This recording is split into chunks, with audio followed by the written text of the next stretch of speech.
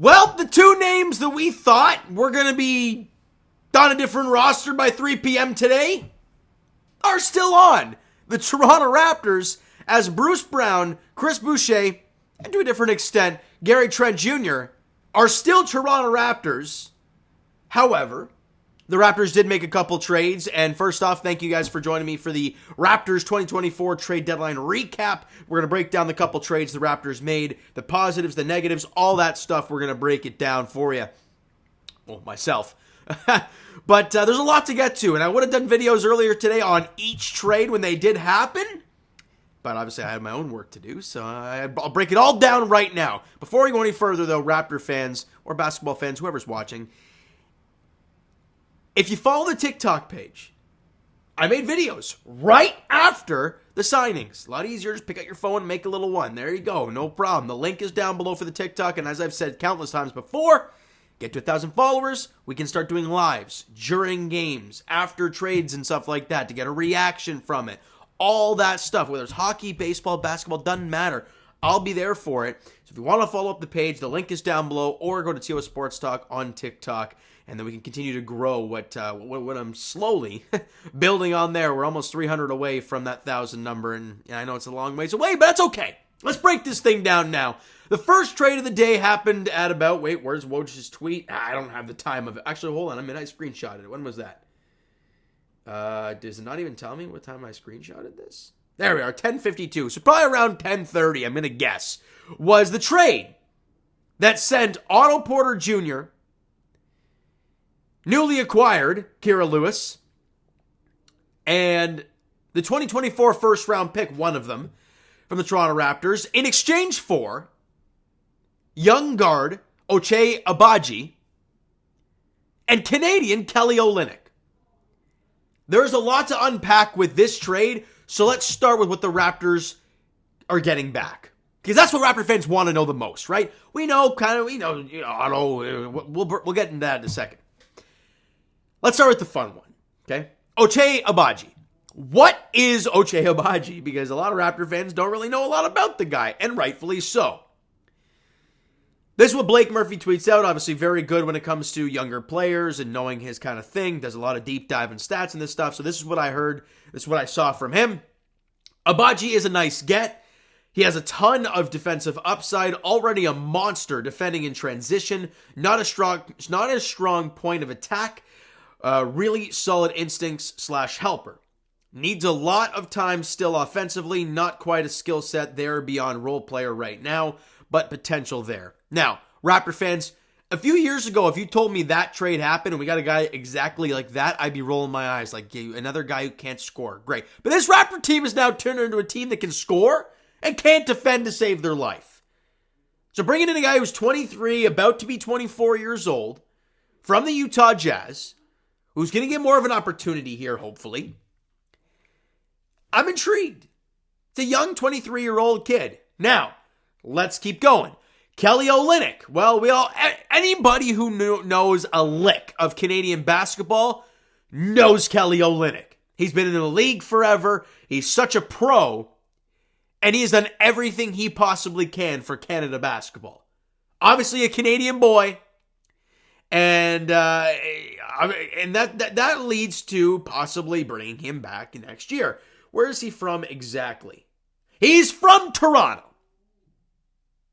You have RJ, and now you have Kelly back. 32 years old is Kelly Olynyk. But again, veteran guy, sound player. I'm going to quickly pull up his basketball reference page so you guys can have an idea of what's going on with him. So I'm just going to go off of recent numbers because that's what people like the most. He's averaging 8 points a game, obviously off the bench.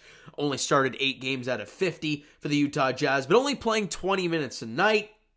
Shooting, 56% from the field, just under 43% from three. Where's his free throw percentage? 84% from the line. He's just a sound pro. And he'll probably be coming off the bench for the Raptors. So I'm intrigued, man. And plus, him being a Canadian boy does, and Bobby even said it in his presser not too long ago, that keeping Kelly around after next year is definitely not out of the questions. That tells me it's kind of that Jakob Poeltl situation where, yeah, he's a free agent, but you see him sticking around. So I like that part of it. And for Obaji, it's just kind of a wait and see, right? I like the player. I like the possibilities, the potentials there. But now it's about putting it all together. Age range, he fits with Scotty. He fits with IQ. He fits with, RJ Barrett. And Grady Dick, for that matter, because he's been fantastic recently. So I like that. I really liked this trade because what are you giving up? Otto Porter, well, do I need to say any more? He's barely played for the Raptors. I think Will Lou said on the Raptors show today that he made 14 threes total for the Toronto Raptors. So fine, that's that. That's probably the salary matching. Kira Lewis, he's a lifelong G Leaguer, and his contract's up at the end of the season, and that's that. So, okay there, we'll move on to the bigger one. The first round pick that the Raptors are giving up. People were shocked. People were angry initially about the Raptors giving away a first round pick this season. And it kind of shocked me that was the reaction. Because I'm going to now pull up the Toronto Raptors draft picks for this season. Okay? Because it is absurd how some people just can't understand it. They really can't. Okay? Let me go draft picks. There we are for 2024. All right, let's pull this bad boy up. So, with them trading away that pick, and let's assume, okay, worst case scenario, you bottom out, you get your pick this year, and that's that. You have your first this season. You have Indiana's first this season. You have Detroit's second, which is right at the end of the first round. And you had the OKC, Houston, Clippers, or Utah pick. So Utah basically got their pick. Well, no, actually, no, they're not going to get that pick back. Never mind. So with trading that pick, you could still possibly have Indiana's pick, your own pick, and that second round pick. Now, I'm going to preface this to you guys. One, we keep hearing about how this is a bad draft. Number two, let's say you didn't trade that draft pick. And you bring in 4 players next season, young guys, which is exciting, but where the hell are they going to play? Like, be real here. Where are those guys even going to play? They're not. You draft players to get them good and to develop them. Well, if you're drafting 4 guys at once, somebody's not getting an opportunity. So you trade that pick away. And let's say, for argument's sake, you don't keep that pick, and the Raptors defer it, and San Antonio gets the pick. You still have Indiana's first. You still have Detroit's second this year. I know it's not sexy. It's not some top 5 pick. I get that. But I wanted to defer from the start. I still do. Because I want the pick next year. I want that draft pick. So, I like the trade. I don't know how people are bashing it, but you're still possibly going to have 3 damn players coming out of this draft. At worst, 2. At worst. So it's not a bad deal in my opinion. I like the trade for the Toronto Raptors. And for a guy like Kelly Olynyk who's going to fit this system the Raptors have going right now marvelously. A big that can stretch the floor, veteran guy. I think when I was looking at the stats there, do I still have those up? I don't think I do. No, I don't. But it was like he was shooting 60-something% from 2-point range, and it's just a quiet guy who's going to go out there and do his thing. And I like it. I really do. Now, let's get to the other trade that occurred a little later on. About noon? Was that it? 1:05 p.m. That's when Woj tweeted it out at 12:49. That the Raptors are trading Dennis Schröder. Wow. Along with Thad Young. To the Brooklyn Nets in exchange for Spencer Dinwiddie. My initial reaction when I saw Dennis for Dinwiddie, I'm like, there's got to be something more, right? Because that doesn't seem right. And then I see Thad Young get attached, and I'm like, okay, there's got to be something more, right? But that was it. There was no other move to that. That was the final trade. Thad Young and Dennis Schröder to the Nets in exchange for Spencer Dinwiddie. And I thought, boy, I really got to think about this one. And my mind went to Dennis Schröder having an extra year on his contract, $13 million owed next season. So they clearly didn't want to get have that contract around for next season. And the other thing, especially with IQ around, and the other thing with bringing IQ in, I understand Dennis Schroeder's, finished games in the starting lineup, but he has not started games recently. And when he came over, he was told that he was going to start this and that, but things did change. He grabbed quickly. It changed. He goes to the bench. We heard the news that he wasn't happy with that, and things got a little hairy. And did that lead to this trade? It's possible. I mean, we'll never know. They'll never admit to it. But you can speculate that not only did the Raptors want to get off that $13 million for next season, because Thad Young's contract's expired, and at the time, Spencer Dinwiddie's was expiring, and Dennis Schroeder's wasn't. So they added that, $13 million free for next season, I guess. And then we get the news not too long ago. Well, about what, 245? I'm going to guess in that range somewhere, 230 in that range. Spencer Dinwiddie, the Raptors are planning on waiving him. And we're like, okay, so that literally tells us they just didn't want the money for Dennis. That was it.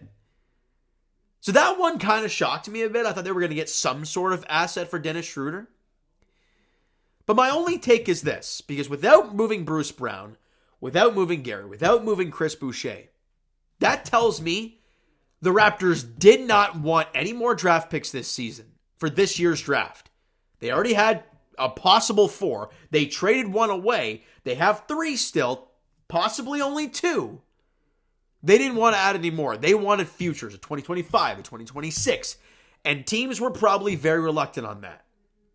Now, on the Bruce Brown front, people were shocked. And of course I was shocked too, as to why Bruce Brown was not moved. But I'm not going to overreact to it, because with the way the contract works and all that stuff, they can trade him at a later date, and they have the offseason, they have the obviously team option they're going to pick up probably, and then trade him at some point in the offseason or the trade deadline next year. They have these options available to them, so fine. But the one thing I'm curious about is Gary Trent Jr. And I'm not hearing a lot about it,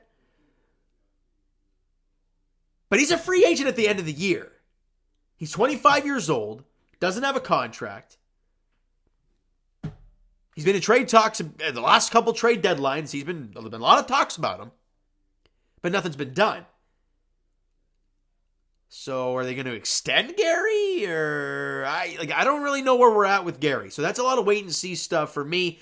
But Raptor fans, that's the breakdown. A lot more detailed than I thought I was going to get. But alas, there it is. That's the trade deadline for the Toronto Raptors in 2024. I want to hear all your thoughts, your letter grades for Masai and Bobby. All that stuff is, let me know down below in the comments, all right? So you know what, guys? That is going to do it for this one.